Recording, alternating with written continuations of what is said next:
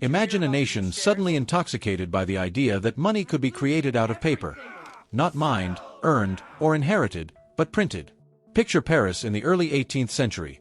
Salons buzzing with gossip, high society dazzled by rumors of a distant American territory overflowing with gold, and a government eager for easy solutions to impossible debts. In the middle of that fever stands one man, a gambler by reputation, a brilliant contrarian by trade, who convinces France to trust a radical new system. This was not a harmless experiment. It was a gamble with the future of a country. The promise was intoxicating. Paper notes that could unlock rivers of credit, a company that would convert colonial riches into instantaneous wealth, and a financial architect who insisted that confidence alone could create real value. For a moment, it worked. Prices soared, fortunes multiplied on paper, and the streets of Paris thrummed with speculators who believed the good times would never end. But what if the tide turned? What if the very mechanism meant to rescue the state became the engine of its ruin? How did faith in ink and promises become a machine for mass delusion? Who profited when the bubble rose, and who was left holding worthless paper when it burst? The story we're about to tell is seductive and brutal, a tale of charisma and math, of speculative mania and political desperation, of a people dazzled by quick wealth and a system that rewarded belief over substance. It is the Mississippi Bubble, France's great gamble with paper money, and its consequences echo far beyond the salons of 1720. In this video we'll follow the rise and collapse step by step, reveal the turning points that turned confidence into catastrophe, and show why this 18th century drama still matters for anyone who thinks paper alone can stand in for real value. Ready to uncover the first clue? At the dawn of the 18th century, France stood at a crossroads of glory and ruin. The long reign of Louis XIV, the Sun King, had dazzled Europe with opulence, military power, and monumental architecture, but beneath the surface it left a nation drowning in debt. Decades of continuous wars, the extravagance of Versailles, and a taxation system rigged to favor nobles and clergy had crippled the kingdom's finances. The treasury was nearly empty, credit was collapsing, and the burden fell almost entirely on commoners who had the least ability to pay. France, once the envy of Europe, was teetering on the brink of fiscal collapse. Into this desperate environment stepped a most unlikely figure, John Law. A Scottish economist, gambler, and visionary, Law had spent years developing a radical idea that challenged centuries of economic tradition. He argued that gold and silver, the traditional anchors of money, were not the true engines of wealth.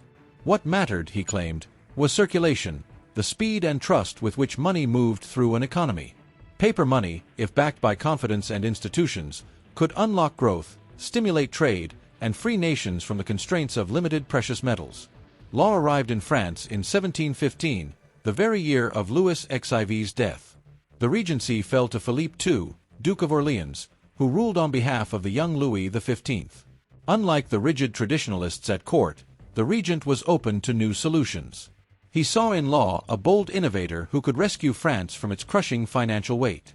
At a time when creditors demanded payment in scarce coin, Law offered something far more flexible: credit, liquidity, and expansion. In 1716, with the regent's blessing, Law founded the Banque Générale, a private bank authorized to issue notes redeemable in coin. These notes were lighter, more convenient, and soon widely accepted in commerce. But this was only the beginning. Law envisioned not just a bank, but a financial revolution, one that would consolidate the kingdom's debt, fuel investment, and transform France into a modern commercial powerhouse. His next step was even more ambitious. In 1717, Law gained control of the Company du Mississippi, officially the Company of the West, which was granted monopoly rights to develop France's vast North American territories, especially Louisiana. To investors, these lands were portrayed as a treasure chest of fertile fields, exotic products, and even rumored veins of gold and silver. By purchasing shares, French citizens could supposedly share in the boundless profits of colonial wealth. At the same time, their investments would support the state, since the company took over large portions of the national debt. It was a brilliant fusion of public finance and private speculation. By 1719, Law's system expanded into what became known as the Mississippi System, uniting banking, trade monopolies, and state debt under one visionary scheme. The promises were dazzling: economic renewal, a flourishing empire, and the end of France's fiscal crisis. For a time, optimism soared, and Paris became the financial capital of Europe. But beneath this glittering promise lay the seeds of one of history's most dramatic financial collapses. In the early 18th century, France stood at a crossroads. The kingdom had emerged from the long and costly reign of Louis XIV with empty coffers and an economy drowning in debt. Years of lavish wars, extravagant palaces, and an outdated tax system had left the state unable to finance its obligations. The burden of taxation fell heavily on peasants and small merchants, while the nobility and clergy were largely exempt. The government needed a radical solution, and into this moment of desperation stepped a Scottish adventurer, John Law. Law was not a typical courtier. He was a gambler, a mathematician, and a bold thinker who believed that money was not merely gold or silver, but a medium of exchange whose supply could be expanded to stimulate economic growth.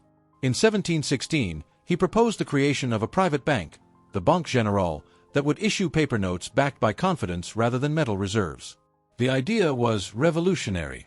By putting more liquidity into circulation, Law argued, trade would flourish, debts could be managed, and prosperity would return to France. The early results seemed to confirm his vision. The bank's notes gained acceptance, commerce picked up, and enthusiasm grew. Soon after, Law was granted even greater authority. He took control of the Mississippi Company, a trading venture that promised to unlock the riches of France's colonies in North America. Investors were promised extraordinary profits from the fertile lands of Louisiana, a territory stretching from the Gulf of Mexico to the Great Lakes. By merging his bank with the company, Law created a financial machine unlike anything Europe had ever seen. Shares in the Mississippi Company could be purchased with paper notes, which in turn were issued by the very bank he controlled. As confidence soared, the value of these shares skyrocketed. Ordinary citizens, nobles, and even members of the royal court rushed to invest. Paris, once weighed down by economic despair, was swept into a frenzy of speculation. But beneath the excitement lay fragility. The promised wealth of Louisiana was largely imaginary, based more on rumors and exaggerated reports than on tangible resources. The company's revenues could never match the astronomical expectations. Still, for a time, the illusion held. The streets of Paris buzzed with tales of sudden fortunes. Servants, soldiers, and aristocrats alike clamored to buy shares, believing that wealth was within everyone's grasp. This was the birth of what history would remember as the Mississippi Bubble, a dazzling vision of paper money and colonial riches, destined to rise quickly and collapse even faster. By late 1719, Paris seemed intoxicated with wealth. Fortunes were being made in weeks, and the Mississippi Company's shares appeared unstoppable. The narrow streets of the Rue Quincampoix, where trading took place, became a daily carnival of speculation. Aristocrats in gilded carriages jostled with cobblers and servants, all eager to stake their savings or borrow money to join the frenzy. It was a spectacle of democracy in finance. For once, both nobles and commoners were driven by the same dream of limitless riches. But euphoria has a way of blinding judgment. Beneath the glittering surface, dangerous strains were building. The more shares rose, the more paper money the Banque Royale had to issue to fuel purchases. Law kept printing notes to sustain the frenzy, believing that confidence would never break as long as circulation expanded. Yet every new note increased the supply of money while the amount of silver and gold to back it remained unchanged. The very instrument meant to stabilize France was now feeding a dangerous imbalance. The turning point came in early 1720. Investors who had grown fabulously wealthy on paper began to do what speculators always do: cash out. They demanded to exchange their notes and shares for hard currency. Suddenly, the promises of endless liquidity collided with the cold reality of limited reserves. The Banque Royale could not possibly redeem the avalanche of notes with coin. Confidence, once the system's greatest strength, now became its greatest weakness. Panic spread quickly. Rumors circulated that Louisiana was nothing but swamps and mosquitoes, that the gold mines were illusions, that Law's paper was worthless. Crowds rushed to the bank to redeem their notes, only to find restrictions, delays, or outright refusals. The Regent and Law tried desperate measures, limiting the amount of coin withdrawals, forcing payments in paper, and even devaluing the currency. But each attempt only deepened suspicion. The public sensed that the miracle was unraveling. By mid-1720, the bubble had burst. Shares in the Mississippi Company plummeted from their astronomical heights back to a fraction of their value. Investors who had believed themselves wealthy were ruined overnight. Nobles lost estates, shopkeepers lost life savings, and countless ordinary citizens were left with worthless paper. The once thriving Rue Quincampoix emptied into scenes of anger, riots, and despair. John Law, once celebrated as the savior of France, became its scapegoat. Hounded by mobs and blamed for the nation's misery, he fled Paris in disguise, carrying little more than the clothes on his back. The man who had sought to reinvent money itself now died years later in poverty and exile. For France, the consequences were devastating. The crown's credibility was shattered, trust in paper money collapsed, and financial innovation was set back for generations. What had begun as a daring experiment in modern finance had ended as one of history's most infamous bubbles. The lesson was clear: money built on trust can also be destroyed by the loss of it. The Mississippi bubble may have burst 3 centuries ago, but its echoes still resonate in today's financial world. At its core, the bubble was not simply about colonial dreams or John Law's radical theories. It was about confidence, speculation, and the dangerous belief that prices could only rise. These patterns are as modern as they are ancient. Consider the dot-com bubble of the late 1990s. Investors poured money into internet companies, many of which had no profits, no solid business plans, and sometimes not even real products. Yet stock prices soared on promises of a digital revolution, just as French investors once believed Louisiana held limitless riches. When reality failed to match expectations, markets collapsed, wiping out fortunes and shaking global economies, a story painfully familiar to the investors of Rue Quincampoix. Or take the 2008 financial crisis.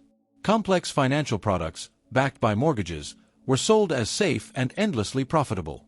Banks, investors, and governments embraced the illusion, until the underlying weakness, risky loans and inflated housing prices, shattered confidence.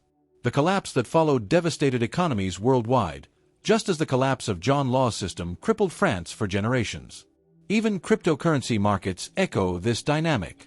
While blockchain technology holds genuine promise, speculative surges and sudden crashes highlight how quickly confidence can inflate and deflate value. Just like Law's paper money, digital assets rely heavily on belief. Belief in the system, belief in future profits, belief that others will keep buying. The Mississippi bubble reminds us that innovation in finance is double-edged. It can unleash progress, but it can also magnify human greed and herd behavior. The line between genius and disaster often comes down to a fragile element: trust. Once lost, no empire, no market, and no system can easily recover. The story of the Mississippi bubble is more than a tale of 18th-century France. It is a timeless warning. John Law's vision of paper money and financial innovation was bold, even brilliant, but it rested on the most fragile foundation of all: confidence. When trust held, the system promised prosperity. When trust collapsed, it dragged down a nation's hopes with it. 3 lessons emerge clearly. First, money is never just metal or paper, it is belief, and belief can be manipulated or destroyed. Second, bubbles grow when dreams run faster than reality. Promises of easy wealth always mask hidden risks. And third, financial collapse never punishes only the speculators. When confidence breaks, ordinary citizens, workers, savers, families, often pay the highest price. The Mississippi bubble shows us that while technology and markets change, human behavior does not. Our modern world still chases quick riches, still overvalues promises, and still forgets that stability depends on trust. As you reflect on this history, ask yourself, are today's markets safer, or are we repeating the same mistakes in new disguises? If you enjoyed this deep dive into financial history, subscribe to Financial Chronicle and join us as we uncover the lessons and warnings that the past still whispers to the present.